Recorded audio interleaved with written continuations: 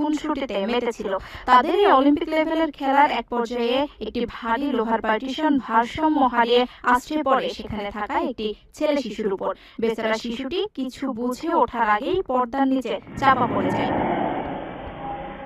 ঠিক এই মুহূর্তেই শুরু হয় কিশোরী দুজনের অবিশ্বাস্য অভিনয় দক্ষতা, যা দেখলে নামি দামি অভিনেতারাও লজ্জা পাবেন।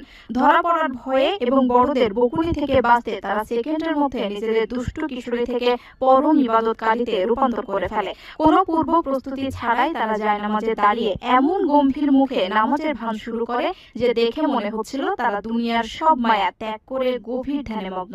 পর্দার নিচে শিশুটি তখনও কাতরাচ্ছে, কিন্তু সেদিকে তাদের জন্য কোনো ভ্রুক্ষেপই নেই। তাদের পুরো মনোযোগ তখন নিখুঁতভাবে নামাজের অঙ্গভঙ্গি ফুটিয়ে তোলার দিকে। তবে তাদের এই আধ্যাত্মিক অভিনয়ের মেয়াদ ছিল খুবই সংক্ষিপ্ত। যখনই তারা বুঝতে পারল আশেপাশে বড় কেউ